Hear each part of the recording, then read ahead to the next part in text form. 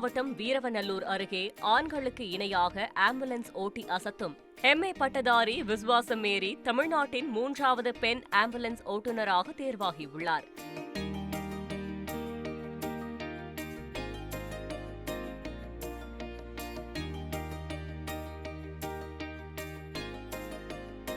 இவரின் தந்தை அலெக்ஸ், தாய் முத்து புஷ்பா இருவருமே மாற்றுத்திறனாளிகள். சிறுவயது முதலே வாகனங்கள் ஓட்டுவதில் அதிக ஆர்வம் கொண்ட விசுவாசம் மேரி ஆண்கள் ஓட்டும் கியர் வண்டியான இருசக்கர வாகனத்தை பழகி தரும்படி தந்தையிடம் கூறியுள்ளார். ஆனால் மாற்றுத்திறனாளி என்பதால் தன்னால் உனக்கு சொல்லித்தர முடியாது என்று தந்தை கூறவே விசுவாசம் மேரி தானாகவே இருசக்கர வாகனம் ஓட்ட பழகியுள்ளார். தாய் தந்தை இருவரும் மாற்றுத்திறனாளி என்பதால் அவர்களுக்கு உதவியாக இருசக்கர வாகனத்தில் அவர்களை வெளியிடங்களுக்கு அழைத்து செல்வது போன்ற உதவிகளை செய்து வந்துள்ளார். தொடர்ந்து 4 சக்கர வாகனம் மற்றும் கனரக வாகனம் ஓட்ட வேண்டும் என்ற ஆசையில் அதற்கான லைசென்ஸும் எடுத்துள்ளார். தற்போது நெல்லை மாவட்டத்தின் முதல் பெண் ஆம்புலன்ஸ் ஓட்டுநர் என்ற பெருமையும் விசுவாசம் மேரிக்கு கிடைத்துள்ளது. இவ்வளோ பெரிய இடத்துக்கு நான் வந்ததுக்கு காரணம் என்னோடய டிரைவிங் தான். என்னதான் ஸ்டடீஸ் நிறைய பேருக்கு ஹெல்ப் பண்ணியிருந்தாலும் எனக்கு பிடிச்ச ஃபீல்டுலேயே இது வந்து ஒரு நல்ல ஒரு வாய்ப்பை கொடுத்துருக்காங்க.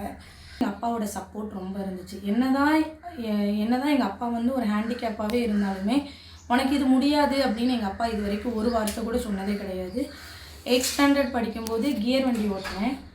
அப்படி 10th படித்து முடிக்கும் போதே சொல்லிகிட்டே இருந்தேன், எப்பா எனக்கு கார் ஓட்டணும், நிறைய லேடிஸ் வந்து ஓட்டிகிட்டு போகிறாங்க, அதை பார்த்தோன்னே எனக்கு ஆசையாக இருக்குது அப்படி சொன்னேன். சரி 12th முடி உனக்கு எடுத்தாரேன் அப்படின்னாங்க. டிரைவிங் ஸ்கூல் சேர்ந்தேன். டிரைவிங் ஸ்கூல் சேர்ந்து முடித்ததுக்கப்புறம் அடுத்த ஸ்டெப்பு என்ன பண்ணாங்கன்னா, எங்கள் அப்பா சரி லைசன்ஸ் உள்ள என்ன ப்ராசஸ் இருக்கோ அதை எல்லாமே நான் உங்களுக்கு பண்ணி கொடுக்குறேன் அப்படி சொல்லிட்டாப்புல. அதே மாதிரி டிரைவிங் ஸ்கூல் சேர்ந்து கொஞ்ச நாள் ஆச்சு, நல்லா வண்டி ஓட்ட ஆரம்பிச்சிட்டேன். டிரைவிங் ஸ்கூல்லேயுமே நல்ல ஒரு பேர் கிடச்சிது. டிரைவிங் ஸ்கூல் முடித்தோடனே வீட்டில் வந்து கொஞ்ச நாள் கூட இல்லை, இப்போ எனக்கு கார் வேணும் அப்படின்னேன். கார் வேணும் அப்படின்னு சொன்னோன்னே ஒரு செகண்ட் கூட யோசிக்கலை. என்ன பண்ணாங்கன்னா, உடனே கார் தானே எடுத்தாரேன் அப்படின்னு சொல்லி செகண்ட் ஹேண்டில் எடுத்து வந்தாப்புல. அந்த கார் நல்லா ட்ரைவ் பண்ணிகிட்டு இருந்தேன். கார் நல்லா ஓட்டி அதுக்கப்புறம் அதே ஆசை வந்து எங்கே வந்து நின்றுச்சுன்னா, அடுத்து லோட் ஆட்டோ ஓட்டணும் அப்படின்னு வந்துச்சு. லோட் ஆட்டோ எப்படி ஓட்டணும்னா, அப்பாவோட ஃப்ரெண்டு ஒருத்தங்க லாரி கொடுத்தாங்க வந்துட்டு. சரி சும்மா ஜஸ்ட்டு ட்ரைவ் பண்ணுவோம் அப்படின்னு சொல்லி ட்ரைவ் பண்ணேன். அது வந்து என்ன ஆகிட்டு ரொம்ப ஈஸியாகவும் இருந்துச்சு. கற்றுக்கிறதுக்கு ரொம்ப நினைக்கிற அளவுக்கு ரொம்ப கஷ்டமாக ஒன்றுமே அது தெரியல எனக்கு. அதனால என்ன பண்ணிட்டேன், ட்ரைவ் பண்ணேன். ட்ரைவ் பண்ணோடனே அவங்களே சொன்னாங்க, அடுத்து ஹெவி போடுறதுக்கு உனக்கு எல்லா சான்ஸும் இருக்குது பாப்பா, நீ ஹெவி போட்டுரு அப்படின்னாங்க. போட்டு முடிக்கவும் காலேஜ் 3rd இயர் படிச்சுட்டு இருந்தேன், பிஏ இங்கிலீஷ். கேடிசியில் எக்ஸாம் எழுதினேன். எக்ஸாம் எழுதினோடனே என்னடா இன்னும் வாய்ப்பே வரலையே, என்றைக்கு தான் தெரிய போகுது அப்படின்னேன். செப்டம்பர் 6ஆம் தேதி ஐஆர்டி குரூப் ஒன்று இருக்குது ஃபோனில். ஸோ அதில் ஒரு இது மாதிரி வந்துச்சு. அங்கே போனோடனே நிறைய பேர் ரொம்ப டிஸ்கிரிப்ஷனோடு பார்த்தாங்க. என்னது பைலட்டா, லேடியா, நீங்களா அப்படின்னு சொல்லிட்டு ரொம்ப இவங்களுக்கு தெரியுமா அப்படிங்கிற அளவுக்கு பார்த்தாங்க. ஆனால் எனக்கு ரொம்ப பயமாக தான் இருந்துச்சு. எக்ஸாம் தந்தாங்க, எக்ஸாம் எழுதினேன், எக்ஸாம் பாஸ். இன்டர்வியூ வச்சாங்க, கொஞ்சம் சவுண்டாக பேசுங்க, நீங்கள் எந்த ஃபீல்டுக்கு வந்திருக்கீங்கன்னு உங்களுக்கு தெரியணும், ஒரு க்ரௌடையே அடக்கக்கூடிய ஃபீல்டில் இருக்கீங்கன்னு நீங்கள் நினைக்கிறீங்க அப்படின்னு சொல்லி ரொம்ப சத்தமாக பேசுங்க அப்படின்னாங்க. ஸோ சத்தமாக பேசினேன். பேசி முடித்ததுக்கப்புறம் ரொம்ப குட், உங்களை பார்த்தோன்னே ரொம்ப ஃப்ராங்காக பதில் சொல்கிறீங்க, பயம் இல்லாமல் பேசுகிறீங்க அப்படின்ட்டாங்க. ஃபஸ்ட்டு ஏறும்போதே உங்களுக்கு தெரியுமா, ஹெவி வெஹிக்கிள் ஓட்டியிருக்கேன்னு சொல்லுதீங்க, நம்பி ஏறலாமா அப்படின்னு தான் முதல் வார்த்தையே என்கிட்ட கேட்டாங்க. அப்படி முடித்து இறங்கின உடனே எங்கள் அப்பா என்ன பாப்பா பாஸா அப்படின்னு கேட்டாங்க. நான் சார் எப்படி பார்த்த உடனே சொல்லுங்கள் சத்தமாக பாஸ் ஆகிட்டேன்ட்டு அப்படின்னாங்க. தம்ஸ்அப் பட்டு போனாங்க. உங்கள் டிரைவிங் வந்து ரொம்ப நைஸ் அப்படின்னு சொல்லிட்டு போனாங்க. ஒரு எம்ஏ படிச்சிருக்கீங்க, எம்ஏ படிச்சுட்டு ஆம்புலன்ஸ் டிரைவருக்கு போகிறீங்க, எப்படி அது? எம்ஐ அப்படிங்கிறது வந்து சார் பிடிச்ச ஒர்க்கில் இருந்தால் தான் ஹாப்பினஸ் இருக்கும்னு சொல்லுவாங்கல்ல. எவ்வளோக்கு எவ்வளோ நம்மளுக்கு ஒரு விஷயம் பிடிக்கி அப்படின்னா அதுதான் ஹாப்பினஸை கொடுக்கும். இல்லை இப்போ கிடச்சிருக்கு, வேலை கிடச்சிருக்குன்னு தருணம் எப்படி தருது? ஏன்னா நம்ம திருநெல்வேலி பெண்மணி நீங்கள் தான் சொல்கிறாங்க, எப்படி என்ன? முதல் பெண்மணி நெல்லையிலேன்னு நினைக்கும் போது நெல்லைக்கு பேர் வாங்கி கொடுத்துட்டேன்னா என்னன்னு கேட்டால் அந்தளவுக்கு நான் பெருசாக அப்படின்லாம் கேட்டால் எனக்கு சொல்ல தெரியல. உங்கள் ஊரே ஒரு சின்ன ஊர், இந்த ஊருக்கு வரதுக்கு ஒரு காரு பஸ் எதுவுமே அந்த மாதிரி தெரியல. இந்த ஊருக்குள்ளே எப்படி கார் இதெல்லாம் ஓட்டி பார்த்தீங்க, இந்த மாதிரி?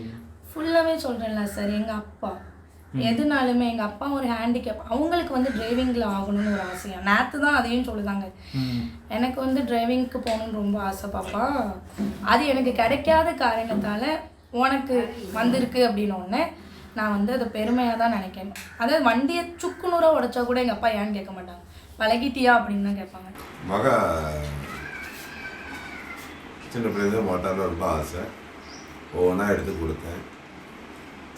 கேவியிலேருந்து ஐஆர்டியிலேருந்து எல்லாம் எடுத்து கொடுத்து டிரைவர் ஆகி நம்ம தேடி படிக்க போகிறாங்க. இல்லை ஃபஸ்ட்டு பைக் எப்போ எடுக்க ஆரம்பித்தாங்க, கார் எப்போ எடுக்க படிக்கும்போது எடுத்தாங்க. அவளாக தான் எடுத்து பழகணும், யாரும் சொல்லியே கொடுக்கல. கீர் வண்டியே 8ஆம் கிளாஸ் படிக்கும்போது அவங்களா எடுத்தாங்க. ஒரு 18 வருஷம் தானே பேஜி போடணுன்ட்டாங்க. பேஜி போட்ட உடனே